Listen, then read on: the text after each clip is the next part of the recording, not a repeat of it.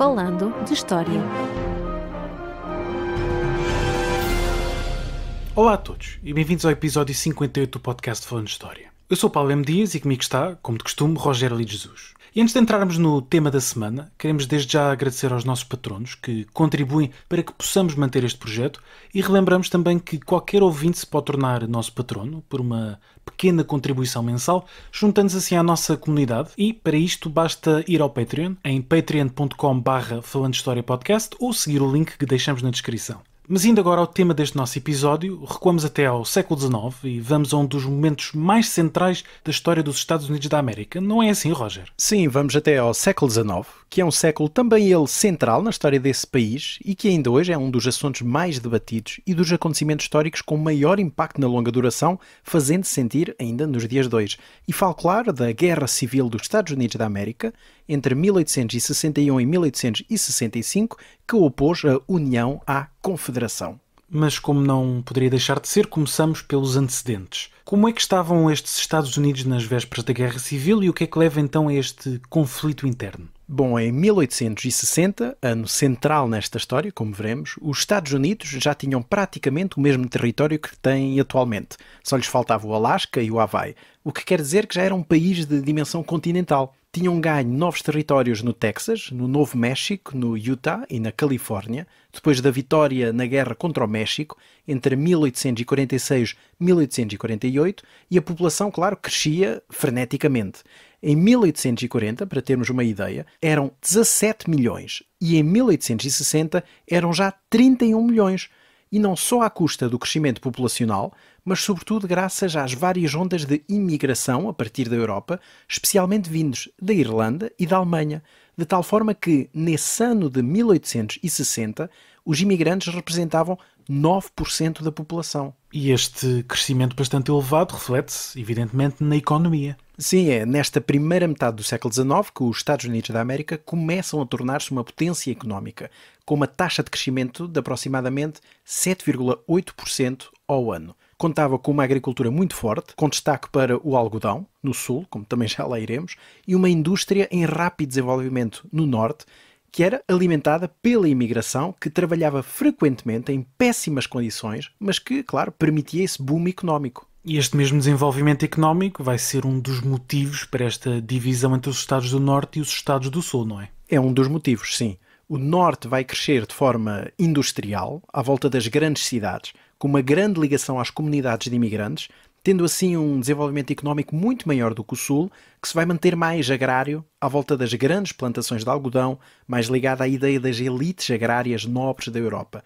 E por isso há uma clivagem cada vez maior entre a sociedade do Norte e a do Sul, sendo que esta última começa-se a ligar a uma ideia das tradições locais, da família patriarcal e na defesa intransigente da existência da escravatura, o que vai ter também um papel central nestas questões. Sim, porque estamos em 1860, mas a escravatura continua a existir nos Estados Unidos em força, sobretudo nesta região do Sul, apesar de já ter sido abolido na Europa, tal como o próprio tráfico de pessoas escravizadas. Exatamente. Aliás, falámos disso também brevemente na nossa miscelânea histórica número 42, para os ouvintes que quiserem voltar atrás, a propósito do ato de proibição de importação de escravos de 1807, que levou a que, nos Estados Unidos da América, se criassem escravos internamente para a crescente produção de algodão. E por isso, nas vésperas da Guerra Civil, a população escravizada representava 14% da população total, ou seja, cerca de 4,5 milhões de habitantes. E isto porque a Constituição de 1787, que aliás ainda está em vigor nos tempos atuais, não estamos a falar de um documento histórico simplesmente no arquivo, estamos a falar de um documento do século XVIII que ainda serve como base de todo o sistema jurídico americano, permitia, neste período, que cada Estado decidisse da questão da escravatura. Ora, os Estados do Norte vão abolir tal, mas este modelo económico no Sul dependia desta mão de obra gratuita e forçada, mas que mesmo assim não está nas mãos de toda a gente. E isto é também preciso dizer que a população branca dos Estados esclavagistas era de 6 milhões, mas só 347 mil é que possuíam escravos. E isso não quer dizer, claro, que a ideia não estava enraizada, porque na realidade a escravatura era socialmente aceite. E não só a sua existência era defendida, na teoria, como era pelas armas, porque reprimiam violentamente qualquer revolta, claro, cientes de que em muitos locais estavam em minoria. Por exemplo, na Carolina do Sul, no Mississippi ou no Louisiana, a percentagem de escravos chegava ou até ultrapassava os 50% da população. E este é então também um dos motivos desta divisão entre Norte e Sul, até porque o movimento abolicionista, que defende, claro, o fim da escravatura, vai tentar expandir esta ideia rumo a Sul. Vai sim, mas com efeitos muito pouco práticos. Apesar do grande debate sobre esta questão, isso só vai levar a que as posições fiquem cada vez mais extremadas. A incorporação de novos Estados no Oeste vai levantar a questão se o Estado Federal, isto é, o Estado Central, vai permitir que a escravatura seja admitida lá ou não. E por causa disso, em 1820, tinha-se fixado uma linha no chamado Compromisso do Missouri, que dividia o Norte e o Sul entre os Estados livres, sem escravatura, e os Estados onde esta era permitida. Mas em 1850 permitia-se que os novos Estados que tinham acabado de ser incorporados, isto é, os Estados do Utah e do Novo México, poderiam decidir esta questão por referendos locais. E repare-se também que é preciso entender que, para além da questão económica e da escravatura, há também todo este debate que sobrevive, aliás, até aos dias de hoje, sobre o alcance do governo federal sobre os Estados e a autonomia que estes têm, ou seja, quais os limites do Estado Central na interferência dos assuntos de cada Estado. E é a junção destes três grandes debates, sendo que o Sul se via ameaçado pelo Norte, que vai levar a graves desentendimentos na década de 1850,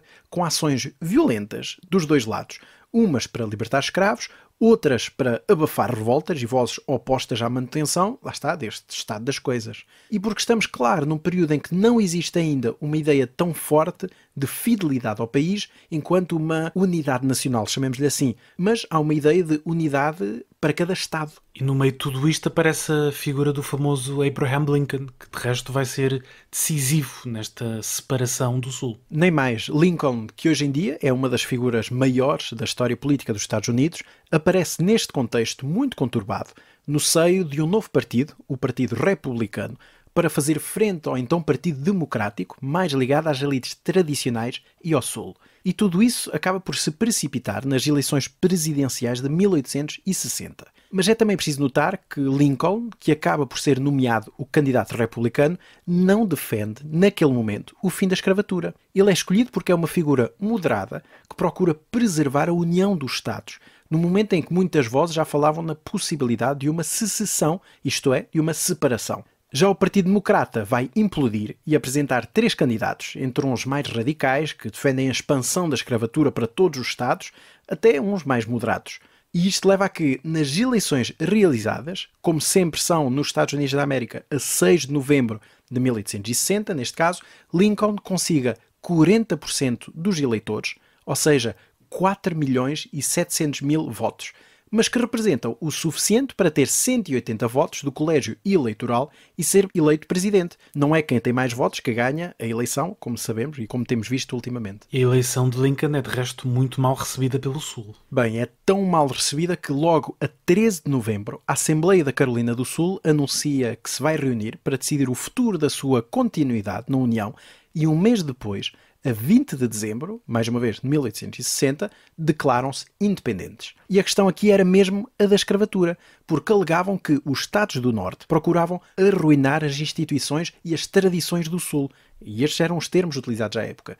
E a escravatura era quer uma instituição, quer uma tradição, pondo assim em causa os direitos de propriedade garantidos na Constituição, já que os escravos eram meras peças, com todas as aspas possíveis, hoje em dia, não é? Ou seja, entendidos como propriedade dos seus donos. E esta ação vai acabar por incendiar todo o Sul, de forma que, no espaço de 2 meses, mais 6 Estados declaram a secessão. Em janeiro de 1861 é a vez do Mississippi, da Flórida, do Alabama, da Geórgia, do Louisiana e, no dia 1 de fevereiro, o próprio Texas também se torna independente. E no dia 4 de fevereiro, os delegados destes 7 Estados, reunidos em Montgomery, no Alabama, criam a Confederação dos Estados Unidos da América, com capital precisamente em Montgomery, nomeando como presidente, por um período de 6 anos, Jefferson Davis, que tinha sido senador do Mississippi. E é então promulgada uma nova Constituição, aprovada em março e com tudo o que tem direito, não é? Como, por exemplo, até uma bandeira própria, que é a bandeira da Confederação, que ainda hoje é uma imagem de marca que infelizmente ainda se vê muito. E estamos a falar de uma Constituição que, evidentemente, consagra esta estrutura económica esclavagista. Consagra a estrutura económica e social, porque reconhece a existência e a manutenção de pessoas escravizadas como direito inerente dos brancos.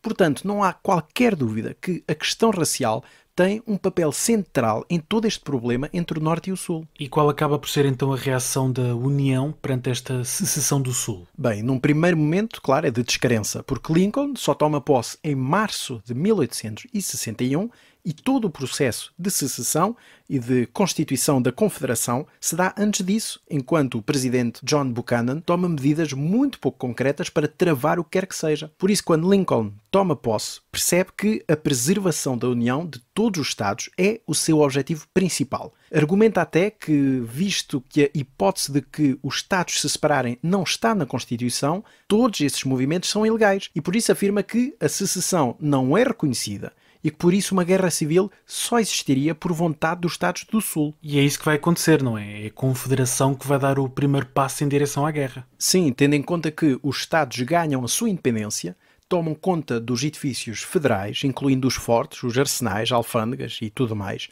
E o primeiro confronto dá-se por conta do Fort Sumter, na entrada da Baía de Charleston, na Carolina do Sul, quando o Major Anderson se recusa a abandonar o forte e é cercado então pelas forças do Estado da Carolina do Sul a partir de dezembro de 1860. E isso dura até ao dia 12 de abril de 1861, quando a milícia da Carolina do Sul abre o fogo sobre o forte e depois de 2 dias de resistência acabam, claro, por se render porque não conseguem receber reforços a tempos. E, nesse momento, está dado o início da Guerra Civil, que apenas acabaria 4 anos depois. E o que é que caracteriza então esta guerra civil? Há batalhas campais ou é uma resistência generalizada à União? De que forças é que estamos a falar exatamente? A Guerra Civil Americana é um dos conflitos mais sangrentos do século XIX, pontuado por dezenas de batalhas envolvendo centenas de milhares de homens. Do lado da União é decretada a formação de um exército de voluntários baseado nas milícias dos Estados com 75 mil homens, imediatamente logo nesse primeiro momento, para repor a União à força. E por isso a Confederação tem um papel de preservação da sua independência, isto é, de defesa para travar a invasão, aqui com as aspas possíveis, não é, dos Yankees do Norte. E uma força semelhante é também aí constituída, procurando recrutar 100 mil soldados no Sul. E estamos a falar de áreas bem definidas, estas entre os Estados separatistas do Sul e a União. Bem, nesse momento inicial, não, porque aos 7 Estados iniciais que criaram a Confederação vão juntar-se mais alguns. Em abril é a Virgínia, aliás, que é muito importante porque é o local da criação da primeira colónia britânica nas Américas, que se vai então juntar à Confederação e por isso a capital da própria Confederação passa para Richmond, nesse estado. Depois da Virgínia é a vez do Arkansas, do Tennessee e da Carolina do Norte se juntarem em maio. E ainda há 4 estados na fronteira desta divisão que vão ficar sempre na corda bamba, dentro da União, mas pendendo sempre para a causa separatista: o Kentucky, o Missouri, o Delaware e o Maryland. Já as populações mais ocidentais da Virgínia, que se sentem mais afastadas geograficamente por causa do terreno montanhoso, acabam por se tornar independentes e regressar à União sob o nome de Virgínia Ocidental, que é, aliás, um estado que ainda hoje existe. E em todo o caso, temos um cenário em que o Norte tem clara vantagem, desde logo pela dimensão industrial e populacional, não? Se virmos as coisas nesse sentido, sim. A União contava com 23 estados, mais tarde 26, com a incorporação do Kansas, da Virgínia Ocidental e do Nevada. Tinham 22 milhões de habitantes, o que lhes dava uma clara vantagem a juntar, como disseste bem, à dimensão industrial, que representava 80% da produção nacional. Já a Confederação, composta por 11 estados, tinha 9 milhões de habitantes, incluindo 3 milhões e 500 mil negros, arredados de qualquer tipo de atividades militares, políticas ou económicas. A economia dependia muito da produção do algodão e da sua exportação. A agravar isso tudo, tinha uma rede ferroviária muito fraca, ao contrário da do Norte, já bem desenvolvida, e queria fazer toda a diferença, como depois falaremos.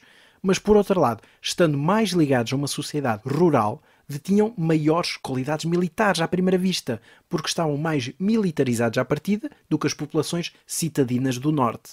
E face a estas diferenças, olha-se para trás e diz-se facilmente que, o Sul estava condenado à partida. Algo que também se disse logo naquele período. Mas na realidade a resistência foi muito maior do que esperada, quer de um lado, quer do outro, porque o Norte pensava que conseguia submeter os revoltosos rapidamente. E a Confederação acreditava que tinha forças suficientes para repelir a União e ficar sossegada e ser reconhecida pelas potências estrangeiras enquanto Estado soberano e independente. E nada disto aconteceu.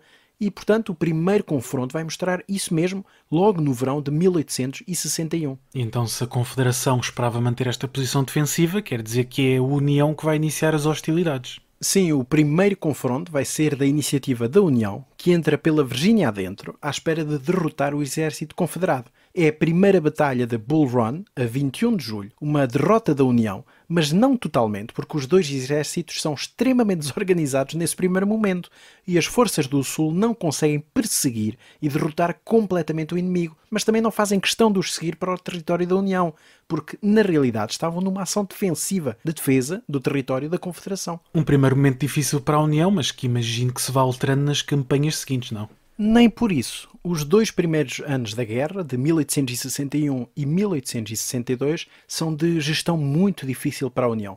Mas temos aqui que dividir 3 teatros de operações. O primeiro é no leste, na zona costeira, digamos assim. Aí as tropas da União são sucessivamente derrotadas. Depois da primeira derrota em Bull Run, há uma tentativa de chegar a Richmond através de um desembarque surpresa de 120 mil homens em Fort Monroe, encabeçado pelo general George McClellan. Infelizmente, ele era um estratega no papel e na prática tinha muitas dúvidas e poucas certezas. E por isso a campanha começou bem, mas acabou de forma desastrada na Batalha dos 7 Dias, entre 26 de junho e 2 de julho de 1862. Logo no final de agosto, há uma nova derrota na segunda Batalha de Bull Run. Já para aproveitar a maré de sorte, o exército da Confederação tenta invadir a União pelo Maryland, à espera de ser bem recebido pelas populações supostamente favoráveis à causa, mas o apoio é pouco porque acabaram por ser vistos como invasores. Então, no regresso à Virgínia, são confrontados e a União tem uma difícil vitória na Batalha de Antietam, em setembro.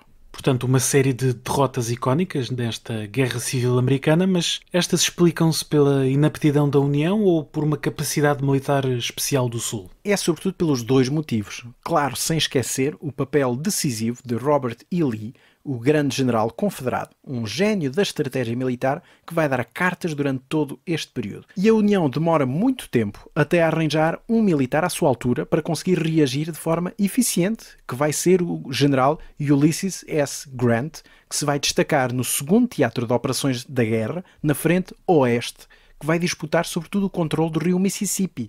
Há aí vários avanços e recuos, com a tentativa da Confederação de tomar o Kentucky, por exemplo, que acabam por ser repelidos e derrotados em várias batalhas. E, portanto, além destas frentes, na costa leste e também ao oeste, nos territórios do interior, e passando aqui por cima do teu tetravô, Robert E. Lee, qual é então esta terceira frente? Bem, essa terceira frente é a frente naval, porque Lincoln vai tentar impor um bloqueio marítimo a toda a Confederação na chamada Operação Anaconda. E é preciso também notar que os grandes meios marítimos dos Estados Unidos da América estavam no norte e por isso a União tinha uma clara vantagem que vai aproveitar de forma muito eficaz, conquistando as muitas ilhotas que estão nas entradas dos canais dos portos confederados. Além disso, conseguem tomar o principal porto confederado, Nova Orleans, em abril de 1862. Abrindo assim caminho para o controle total do Mississippi, que desagua aí, e que levaria então a cortar a Confederação ao meio, impedindo a comunicação e a troca de bens entre o Texas e o Arkansas e a parte ocidental do Louisiana com o resto do território.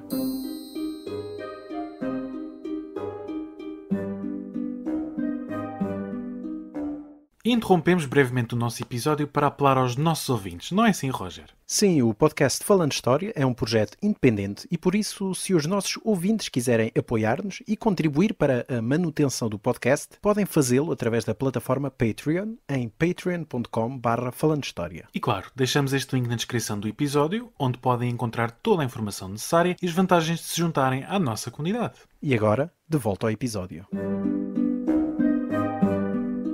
Portanto, recapitulando, estamos em 1862 e a guerra tem diferentes resultados em diferentes frentes. Por um lado, a União é derrotada no leste, vence no oeste e no mar, Mas isto tudo, imagino que tenha um impacto brutal nas populações e na própria organização política e na forma como a guerra é vista. Sim, sem dúvida alguma. Estas campanhas levam a um elevado desgaste das economias locais, como não poderia deixar de ser. E a falta de homens leva a que a União acabe por impor o recrutamento obrigatório, por tiragem à sorte, a partir de março de 1863, porque eram necessários mais soldados. E no meio disto tudo, temos ainda a questão da escravatura, que vai ter um papel cada vez maior. Inicialmente, a ideia de Lincoln é preservar a União e não abolir a escravatura. Aliás, ele até defende a permanência dos dois sistemas, numa carta escrita em agosto de 1862, ou seja, a meio da guerra. Ele afirmava, e aqui vou citar: se pudesse salvar a União sem libertar qualquer escravo, falo-ia. Se pudesse salvá-la libertando todos os escravos, também o faria. E se pudesse salvá-la libertando alguns e deixando os outros de lado, igualmente o faria. Sabemos que Lincoln era habilidoso e bom político e por isso vai impondo aos poucos a ideia da emancipação dos escravos. Até que finalmente, a 23 de setembro de 1862, temos a Proclamação da Emancipação, que declara que todos os escravos ganham liberdade a partir de 1 de janeiro do ano seguinte, incluindo, claro, os dos Estados rebeldes. E isso não vai ter apenas um impacto interno, como internacional, porque os Estados Unidos da América igualavam, desta forma, os principais aliados como Inglaterra e França, que assim se viam impedidos, ou melhor dizendo, desmotivados, claro, a reconhecer a independência da Confederação, porque eles nunca poderiam apoiar a existência de um Estado declaradamente esclavagista. Então isto quer dizer que a proclamação da emancipação vai mudar este cenário político e até ideológico da guerra, mas isso não faz com que os resultados militares sejam melhores por milagre. É claro que não. Aliás, depois disso, a União soma 2 derrotas. Uma a 13 de dezembro, na Batalha de Fredericksburg, e no ano seguinte, a 2 de maio, outra em Chancellorsville. Mas o general Robert E. Lee sabe que o Norte tem forças muito mais consideráveis e por isso quer forçar a vitória o mais rapidamente possível. E no verão de 1863, marcha em direção a Washington, à capital da União. Mas a campanha não corre como esperada e os exércitos confrontam-se na famosa Batalha de Gettysburg, entre 1 e 3 de julho, com uma grande vitória da União. Mas uma vitória pesada, porque morreram cerca de 51 mil soldados. Dos 70 mil confederados, morreram 28 mil. E dos 90 mil da União, perderam-se cerca de 23 mil soldados, que são números brutais para a época e, aliás, brutais ainda para os dias de hoje. Apesar disso, Gettysburg é um momento central porque é quando os ventos começam a soprar em favor da União. E isto aplica-se quer à frente leste, quer à frente oeste? Sopra em todas as frentes, incluindo no oeste, porque Grant consegue conquistar os fortes de Vicksburg e de Port Hudson em julho desse mesmo ano, e assim a União controla todo o Mississippi e por isso pode avançar para leste sem qualquer problema. E é o que vai acontecer, com as tropas conseguindo sucessivas vitórias nas batalhas de Chickamauga em setembro e em novembro em Chattanooga. E quando entramos em 1864, a União está em clara vantagem. E imagino que nesta altura a Confederação esteja então a perceber-se da situação precária em que existe, com um bloqueio marítimo que impede a importação e exportação de bens, com o corte de abastecimento dos estados mais a oeste, já que, como disseste, o Mississippi estava nas mãos da União. Percebia-se que a Confederação tinha os dias contados ou ainda não?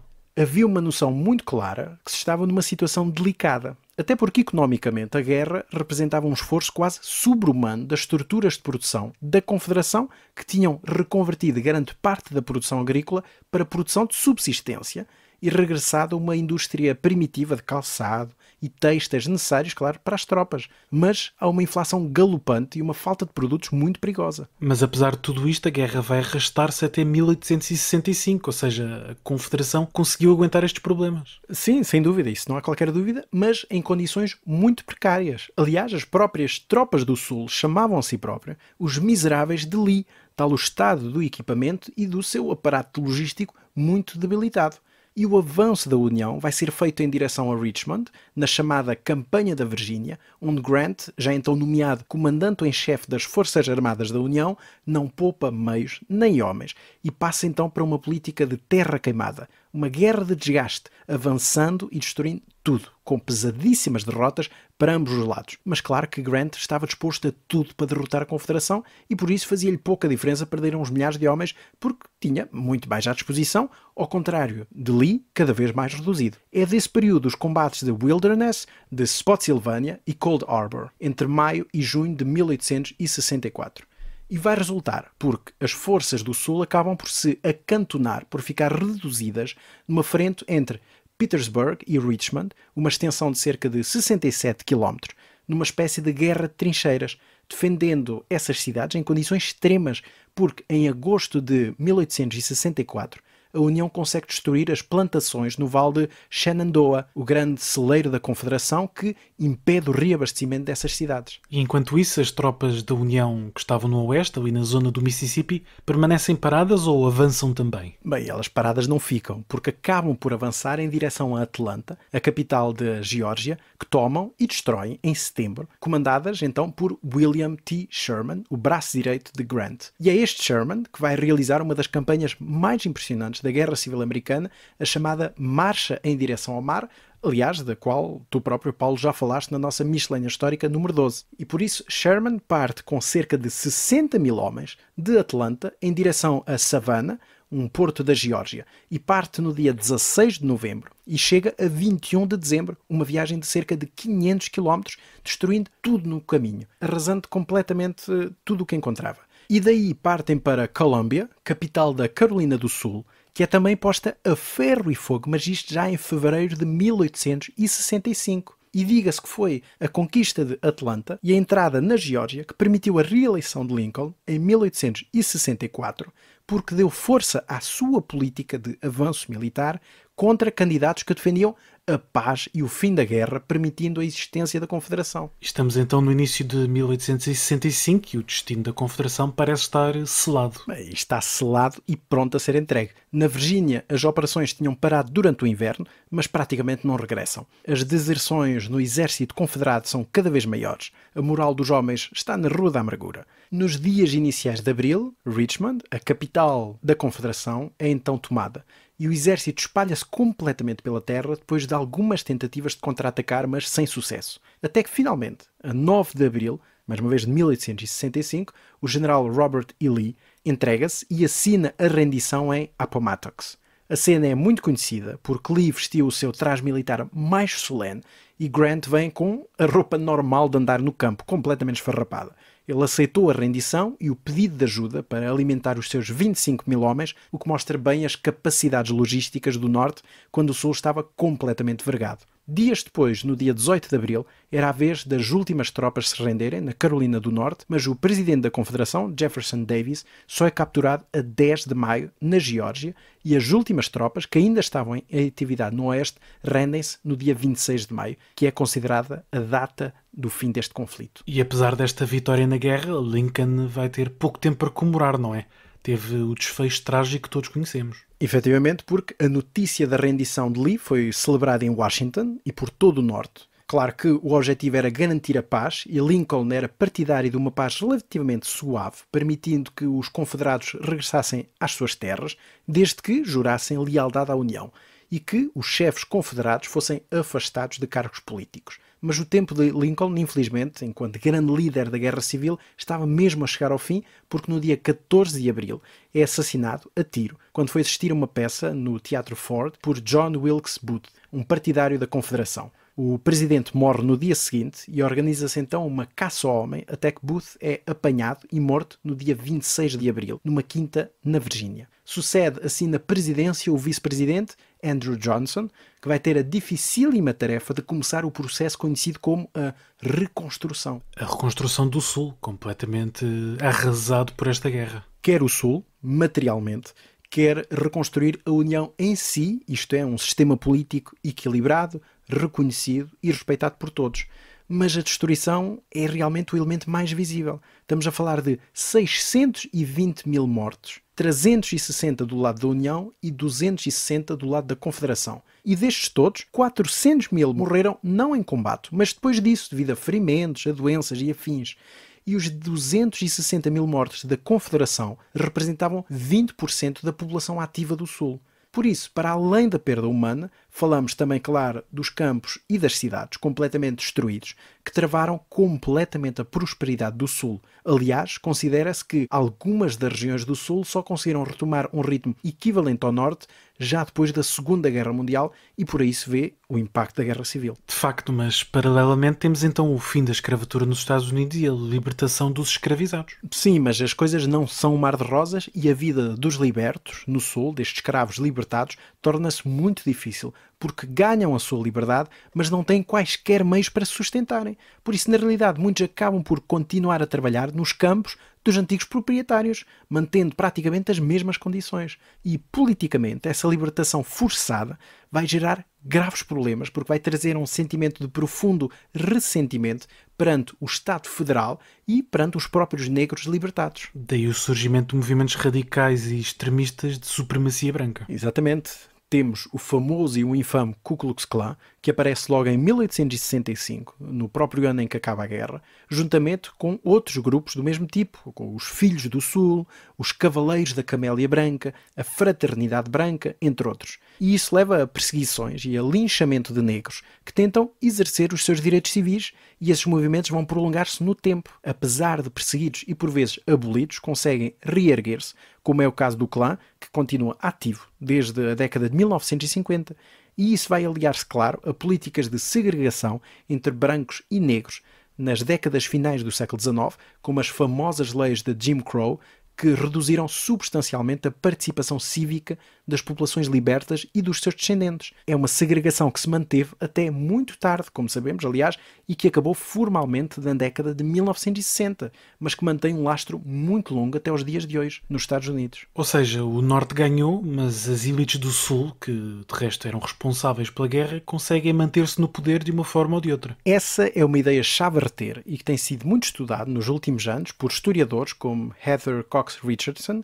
que publicou um estudo muito interessante que mostra que, apesar do Norte ter ganho, o Sul conseguiu manter a mesma elite oligárquica que reproduziu os mesmos padrões de controle político e de segregação que se mantiveram até os dias de hoje.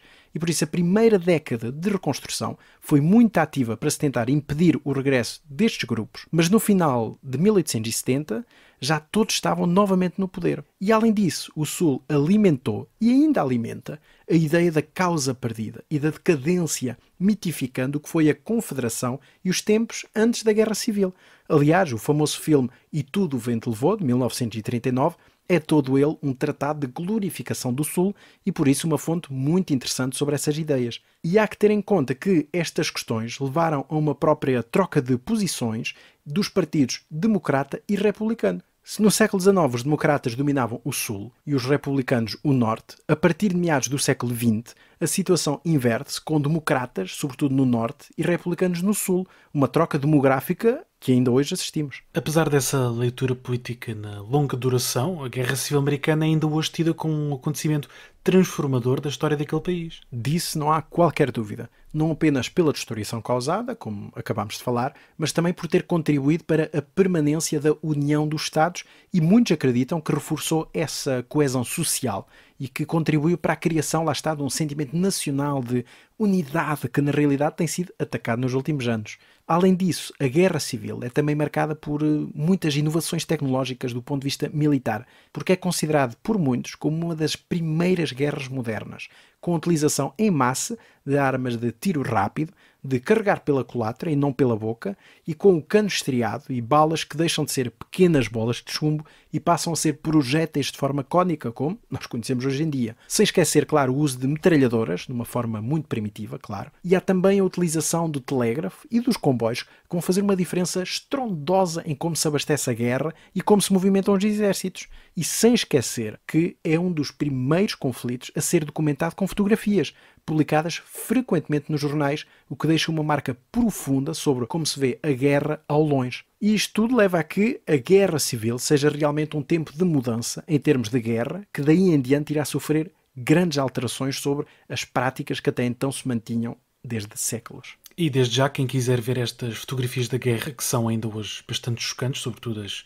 fotografias sobre a Batalha de Gettysburg, elas estão online e, portanto, vale a pena ver, mas com plena noção que são um horror. Claro. Mas voltando aqui à nossa questão, isto em termos de memória histórica é algo que é ainda muito presente na cultura popular, esta ideia da Guerra Civil, esta memória da Guerra Civil. Nesse sentido, sim, e é um caso de estudo muito revelador de como a memória histórica funciona. A divisão entre Norte e Sul continua a existir, de forma informal, e ainda há opiniões muito vincadas sobre a União e a Confederação, como se viu recentemente quando se começaram a remover do espaço público estátuas de generais confederados que na realidade glorificam personalidades que lutaram a favor da secessão da divisão do país. E os acontecimentos da Guerra Civil são alvo de um verdadeiro culto civil, como se vê, por exemplo, nas dezenas ou até centenas de grupos de recriação histórica nos Estados Unidos da América que anualmente recriam batalhas ou cenas famosas da Guerra Civil. Sim, é de facto uma guerra que, como se percebe, em termos de memória histórica, ainda se combate hoje, muito entre o Sul e o Norte, pelas mais variadas razões. É uma guerra que, apesar de ter acabado em 1865, como disseste, tem um lastro muitíssimo prolongado, que ainda vivemos hoje e que ainda viveremos provavelmente daqui a 50 ou mesmo 100 anos. E de resto, quem quiser conhecer melhor este conflito e este teu antepassado, Robert E. Lee, não é? Que sugestões de leitura fazes? Bom, a Guerra Civil é um tema, lá está, tão marcante na história dos Estados Unidos que há dezenas, se não centenas e centenas de livros que abordam, não é, estas questões todas sobre o Norte, o Sul, a emancipação dos escravos, a própria Guerra Civil, as batalhas, enfim, é um sem fim de livros publicados e de artigos e de estudos sobre isso. Por isso vou apenas escolher aqui 2 livros publicados em Portugal. O primeiro é de Farid Amor, intitulado A Guerra de Secessão, 1861-1865, publicado pelas edições 70, em 2005.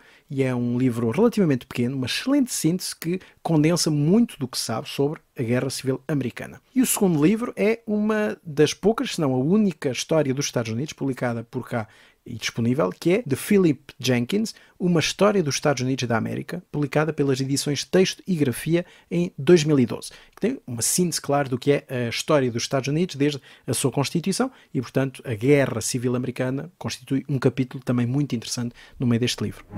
E pronto, por hoje é tudo neste nosso episódio 58 do podcast Falando de História. Já sabem, quem quiser contactar-nos pode fazê-lo através do nosso e-mail falandohistoriapodcast@gmail.com, embora, claro, dado o fluxo de e-mails, por vezes demoremos um pouco mais do que o desejado a responder. Sim, sim. E a edição deste episódio teve apoio de Marco António. De resto, voltamos para a semana com uma miscelânea histórica. Até à próxima. Até à próxima. Falando de História.